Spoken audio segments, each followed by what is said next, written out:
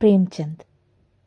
वे केवल 56 वर्ष जीवित रहे, किंतु इस अल्प समय में वे हिंदी कथा साहित्य के सम्राट बन चुके थे और उनकी ख्याति संपूर्ण भारत के साथ जापान, जर्मनी, इंग्लैंड, मॉरिशस आदि देशों तक पहुंच चुकी थी। प्रेमचंद ने अपना लेखन कर्म उर्दू भाषा से शुरू किया था। उर्दू में उनके अनेक लेख, उपन्यास, कहानी सभी कुछ प्रकाशित हुए तथा उर्दू में ही जब उनका पहला उर्दू कहानी संग्रह सोजे वतन जून 1908 में प्रकाशित हुआ तो अंग्रेजी सरकार ने उसे देश प्रेम की कहानियों के कारण जब्त कर लिया और उसकी बची प्रतियां जलवा दी। उस विपत्ति के कारण प्रेमचंद ने अपना नया नाम रखा प्रेमचंद, क्योंकि इस नए नाम के कारण उनकी पहचान छिपी रह सकती थी। यह उनके साहित्य का कमाल था कि वह अपने नकली नाम से विख्यात हुए और विश्व के एक महत्वपूर्ण कथाकार बन गए। प्रेमचंद की बहुमुखी प्रतिभा संपन्न साहित्यकार थे। वे उर्दू, फारसी, हिंदी तथा अंग्रेजी भाषाओं के ज्ञाता थे। वे आरंभ में उर्दू के लेखक थे, किंतु धीरे धीरे हिंदी की ओर आते गए। उनकी पहली हिंदी कहानी परीक्षा सन 1914 में प्रताप साप्ताहिक पत्र में छपी और पहला हिंदी उपन्यास प्रेमा सन 1907 में प्रकाशित हुआ था। उन्होंने रंगभूमि तक के उपन्यास उर्दू में लिखे और बाद में उनका हिंदीकरण किया गया। हिंदी से उर्दू और उर्दू से हिंदी में रचना को लाने की प्रक्रिया उनके जीवन के अंत तक चलती रही। कफन कहानी पहले दिसंबर 1935 में उर्दू में जामिया पत्रिका में छपी और हिंदी में चांद के अप्रैल 1936 के अंक में। प्रेमचंद की प्रसिद्धि यद्यपि उपन्यास और कहानी लेखक के रूप में हुई, किंतु उन्होंने संपादकीय, पत्र, बाल साहित्य, समीक्षा, नाटक, जीवनी इन सभी में विपुल साहित्य की रचना की। उपन्यास के क्षेत्र में उनके 15 पूर्ण अपूर्ण उपन्यास प्रकाशित हुए। उनके आरंभिक 8 उपन्यास उर्दू में तथा बाद के 7 उपन्यास हिंदी में लिखे गए। उनका पहला उपन्यास उर्दू में अपूर्ण है। उसके बाद किशना, प्रेमा, रूठी रानी, वरदान, सेवा सदन, रंगभूमि, कायाकल्प, निर्मला, प्रतिज्ञा, गबन, कर्मभूमि, गोदान तथा मंगलसूत्र उपन्यास प्रकाशित हुए। मंगलसूत्र उपन्यास अपूर्ण उपन्यास है। इन उपन्यासों में प्रेमचंद ने अपने युग के नव जागरण, स्वाधीनता आंदोलन के साथ समाज की विभिन्न समस्याओं का चित्रण किया और साहित्य को जनता से जोड़ा। कहानी में उनकी 301 कहानियों के प्रकाशित होने का प्रमाण मिलता है, जो प्रेमचंद कहानी रचनावली के 6 खंडों में संकलित है। इनमें 3 कहानियां अभी अनुपलब्ध हैं। कहानियों को राष्ट्रीय, देशभक्ति, सामाजिक, आर्थिक, सांप्रदायिक, ऐतिहासिक तथा सांस्कृतिक कहानियों के रूप में विभक्त किया जा सकता है। कहानियों पर भी महात्मा गांधी का गहरा प्रभाव है। समाज में वर्ण, वर्ग भेद, असमानता एवं शोषण दमन का खंडन है और समानता एवं सामाजिक न्याय का सर्वत्र समर्थन एवं प्रतिपादन है। इन कहानियों का यह भी वैशिष्ट्य है कि विदेशी पात्रों के साथ पशु पक्षियों पर भी कहानियां लिखी गई हैं। प्रेमचंद के जीवन काल में लगभग 30 कहानी संकलन प्रकाशित हुए, जिनमें कुछ कहानियों के बार बार आवृत्ति हुई और उन्हें कालक्रम में भी नहीं रखा गया। उनके देहांत के लगभग 75 वर्ष बाद उनकी कहानियों को व्यवस्थित रूप दिया गया और कहानियां रचनावली रूप में प्रकाशित की गईं। आज आप सुनेंगे प्रेमचंद के गोदान का पहला अध्याय। होरी राम ने दोनों बैलों को सानी पानी देकर अपनी स्त्री धनिया से कहा, गोबर को ऊख गोड़ने भेज देना, मैं ना जाने कब लौटूं, जरा मेरी लाठी दे दे। धनिया के दोनों हाथ गोबर से भरे थे, उपले थाप कर आई थी। बोली, अरे कुछ रस पानी तो कर लो, ऐसी जल्दी क्या है। होरी ने अपने झुर्रियों से भरे माथे को सिकोड़ कर कहा, तुझे रस पानी की पड़ी है? मुझे यह चिंता है कि अबेर हो गई है तो मालिक से भेंट ना होगी। स्नान पूजा करने लगेंगे तो घंटों बैठ बीत जाएगा। इसी से तो कहती हूं कुछ जलपान कर लो, और आज ना जाओ तो कौन हरज होगा, अभी तो परसों गए थे। तू जो बात नहीं समझती उसमें टांग क्यों अड़ाती है? भाई मेरी लाठी दे दे और अपना काम देख। यह इसी मिलते जुलते रहने का प्रसाद है कि अब तक जान बची हुई है। नहीं कहीं पता ना लगता कि किधर गए। गांव में इतने आदमी तो हैं, किस पर बेदखली नहीं आई, किस पर कुड़की नहीं आई। जब दूसरे के पांवों तले अपनी गर्दन दबी हुई है तो इन पांवों को सहलाने में ही कुशल है। धनिया इतनी व्यवहार कुशल ना थी। उसका विचार था कि हमने जमींदार के खेत जोते हैं तो वह अपना लगान तो लेगा ही, उसकी खुशामद क्यों करे, उसके तलवे क्यों सहलाएं।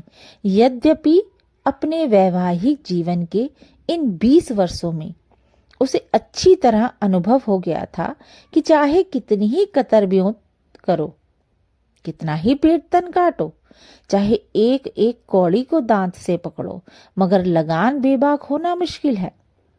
फिर भी वह हार न मानती थी और इस विषय पर स्त्री पुरुष में आए दिन संग्राम छिड़ा रहता था। उसकी 6 संतानों में अब केवल 3 जिंदा हैं। एक लड़का गोबर कोई 16-17 साल का, और 2 लड़कियां सोना और रूपा 12 और 8 साल की। 3 लड़के बचपन में ही मर गए।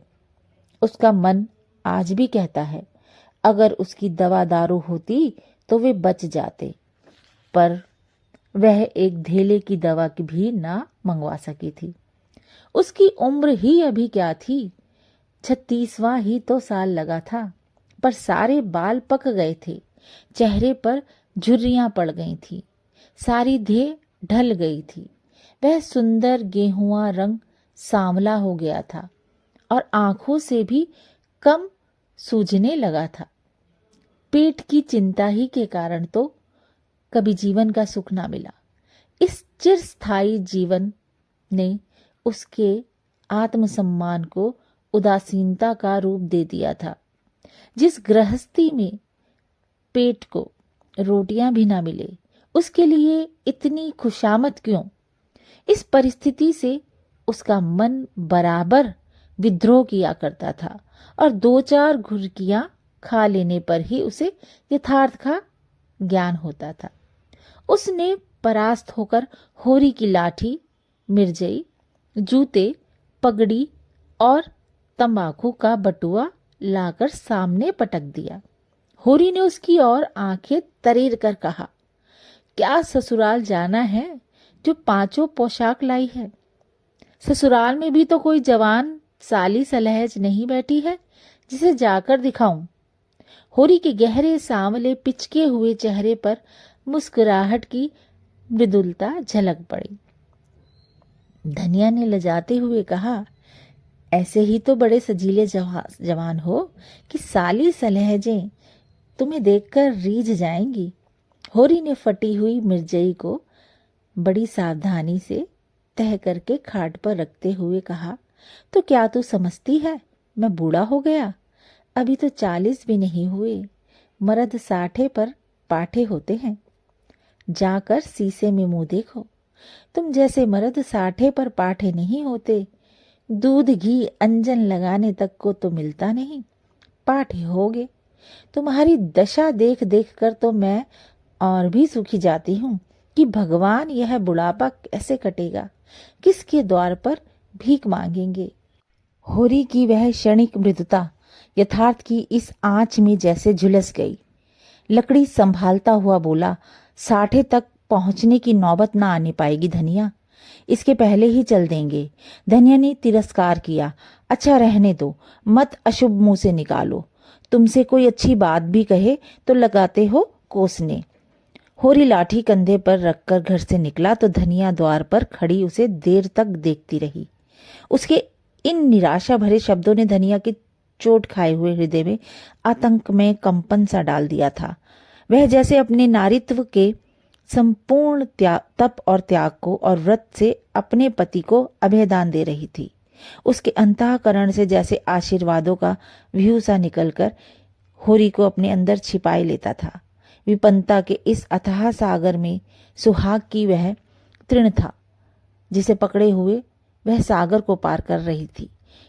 इन असंगत शब्दों ने यथार्थ के निकट होने पर भी मानो झटका देकर उसके हाथों से वह तिनके का सहारा छीन लेना चाहा, बल्कि यथार्थ के निकट होने के कारण ही उनमें इतनी वेदना शक्ति आ गई थी। काना कहने से काने को तो दुख होता है, वह क्या दो आंखों वाले आदमी को हो सकता है। होरी कदम बढ़ाए चला जाता था। पगडंडी के दोनों ओर ऊख के पौधों की लहराती हुई हरियाली देखकर उसने मन में कहा, भगवान कहीं अच्छे से बरखा कर दे और डांडी भी सुभीते से रहे तो एक गाय जरूर लेगा। देसी गायों तो ना दूध दे ना उनके बछवे ही किसी काम के हों। बहुत हुआ तो तेली के कोहलू में चले। नहीं, वह पछा ही गाय लेगा, उसकी खूब सेवा करेगा। कुछ नहीं तो 4-5 सेर दूध होगा। गोबर दूध के लिए तरस तरस कर रह जाता है। इस अमीर में ना खाया पिया तो फिर कब खाएगा। साल भर भी दूध पी ले तो देखने के लायक हो जाए। बछवे भी अच्छे बैल निकलेंगे।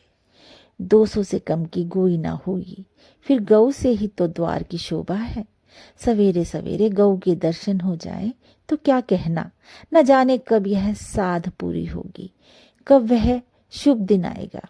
हर एक गृहस्थ की भांति हुरी के मन में भी गऊ की लालसा चिरकाल से संचित चली आती थी। यही उसके जीवन का सबसे बड़ा स्वप्न, सबसे बड़ी साध थी। बैंक सूद से चेन करने या जमीन खरीदने या महल बनवाने की विशाल आकांक्षाएं उसके नन्हे से हृदय में कैसे समाती। जेठ का सूर्य आमों के झुरमुट में से निकलकर आकाश पर छाई हुई लालिमा को अपने रजत प्रताप से तेज प्रदान करता हुआ ऊपर चल रहा था और हवा में गर्मी आने लगी थी। दोनों ओर खेतों में काम करने वाले किसान उसे देखकर राम राम करते और सम्मान भाव से चिलम पीने का निमंत्रण देते थे। पर होरी को इतना अवकाश कहाँ था। उसके अंदर बैठी हुई सम्मान लालसा ऐसा आदर पाकर उसके सूखे मुख पर गर्व की झलक पैदा कर रही थी। मालिकों से मिलते जुलते रहने की जो से एक ललक थी वो यह प्रसाद है कि सब उसका आदर करते हैं। नहीं तो उसे कौन पूछता। 5 बीघे के किसान की बिसात ही क्या। यह कम आदर नहीं है कि 3-3 4-4 हलवाले महतो भी उसके सामने सिर झुकाते हैं। अब वह खेतों के बीच की पगडंडी छोड़कर एक खलेटी में आ गया था जहां बरसात में पानी भर जाने के कारण तरी रहती थी और जेठ में कुछ हरियाली नजर आती थी। आसपास के गांवों की गौएं यहाँ चरने आया करती थीं। उस समय में भी यहाँ की हवा में कुछ ताजगी और ठंडक थी। होरी ने 2-3 सांसें जोर से ली। उसके जी में आया कुछ देर यहीं बैठ जाए। दिन भर तो लू लपट में मरना है ही। कहीं किसान इस गड्ढे का पट्टा लिखाने को तैयार थे, अच्छी रकम देते थे। पर ईश्वर भला करे राय साहब का कि उन्होंने साफ कह दिया यह जमीन जानवरों की चराई के लिए छोड़ दी गई है और किसी दाम पर भी ना उठाई जाएगी। कोई स्वार्थी जमींदार होता तो कहता गाय जाए भाड़ में, हमें रुपया मिलते हैं, क्यों छोड़े। पर राय साहब अभी तक पुरानी मर्यादा निभाते आते हैं। जो मालिक प्रजा को न पाले वह भी कोई आदमी है। सहसा उसने देखा भोला अपनी गाय लिए इसी तरफ चला आ रहा है। भोला इसी गांव से मिले हुए पूर्वे का ग्वाला था और दूध माखन का व्यवसाय करता था। अच्छा दाम मिल जाने पर कभी कभी किसानों के हाथ गाय बेच भी देता था। होरी का मन उन गायों को देखकर ललचा गया। अगर भोला वह आगे वाली गायों से दे तो क्या कहना, रुपया आगे पीछे देता रहेगा। वह जानता था घर में रुपया नहीं है, अभी तक लगान नहीं चुकाया जा सका। बिसेसर साहब का देना भी बाकी है, जिस पर आने रुपया का सूद चढ़ रहा है। लेकिन दरिद्रता में तो एक प्रकार की अदूरदर्शिता होती है। वह निर्लजता के तकाजे, गाली और मार से भी भयभीत नहीं होती। उसने उसे प्रोत्साहित किया। बरसों से जो साध मन को आंदोलित कर रही थी, उसने उसे विचलित कर दिया। भोला के समीप जाकर बोला, राम राम भोला भाई, कहो क्या रंग ढंग है। सुना आपकी मेले से नई गाय लाए हो। भोला ने रुखाई से जवाब दिया। होरी के मन की बात उसने ताड़ ली थी। हाँ, 2 बछिया और 2 गाय लाया। पहली वाली गाय सब सूख गई थी, बंधी पर दूध ना पहुंचे तो गुजर कैसे हो। होरी ने आगे वाली गाय के पुट्ठे पर हाथ रखकर कहा, दुधार तो मालूम होती है, कितने मिली। भोला ने शान जमाई, अब की बाजार बड़ा तेज रहा महतो, इसके 80 रुपए देने पड़े। आंखें निकल गईं। 30-30 रुपए तो दोनों कलेरों के दिए। 30 पर ग्राहक रुपया का 8 से दूध मांगता है। बड़ा भारी कलेजा है तुम लोगों का भाई। लेकिन फिर लाए भी तो वह माल कि यहाँ 10-5 गांवों में तो किसी के पास निकलेगा नहीं। भोला पर नशा चढ़ने लगा। बोला, राय साहब इसके 100 रुपए देते थे, दोनों कलेरों के 50-50 रुपए, लेकिन हमने ना दिए। भगवान ने चाहा तो 100 रुपए इसी बयान में पीट लूंगा। इसमें क्या संदेह है भाई, मालिक क्या खा के लेंगे, नजराने में मिल जाए तो भले ले लेंगे। यह तुम्ही लोगों का गुर्दा है कि अंजलि भर रुपए तकदीर के भरोसे गिन देते हो। यही जी चाहता है कि इसके दर्शन करता रहूं। धन्य है तुम्हारा जीवन कि गौओं की इतनी सेवा करते हो। हमें तो गाय का गोबर भी मैसर नहीं। गिरस्त के घर में एक गाय भी ना हो तो कितनी लज्जा की बात है। साल के साल बीत जाते हैं, गोरस के दर्शन नहीं होते। घरवाली बार बार कहती है, भोला भैया से क्यों नहीं कहते। मैं कह देता हूँ, कभी मिलेंगे तो कहूँगा। तुम्हारे स्वभाव से बड़ी प्रसन्न रहती है। कहती है, ऐसा मर्द ही नहीं देखा कि जब बातें करेंगे नीचे आंखें करके, कभी सिर नहीं उठाते। भोला पर तो जो नशा चढ़ रहा था उसे इस भरपूर प्यार ने और गहरा कर दिया था। बोला, भला आदमी वही है जो दूसरे की बहू बेटी को अपनी बहू बेटी समझे, जो दुष्ट किसी महेरिया की और ताके उसे गोली मार देनी चाहिए। यह तुमने लाख रुपए की बात कह दी है भाई। बस सज्जन वही जो दूसरों की आबरू को अपनी आबरू समझे। जिस तरह मर्द के मन मर जाने से औरत अनाथ हो जाती है, उसी तरह औरत के मर जाने से मर्द के हाथ पांव टूट जाते हैं। मेरा तो घर उजड़ गया, मैं तो कोई एक लोटा पानी देने वाला भी नहीं। गत वर्ष भोला की स्त्री लू लग जाने से मर गई थी। यह होरी जानता था, लेकिन 50 बरस का खंखड़ बोला भीतर से इतना स्निग्ध है वह ना जानता था।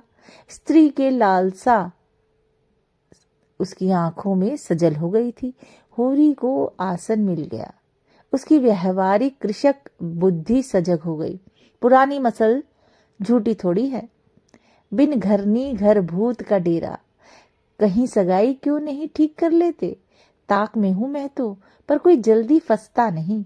150 खर्च करने को भी तैयार हूं, जैसी भगवान की इच्छा।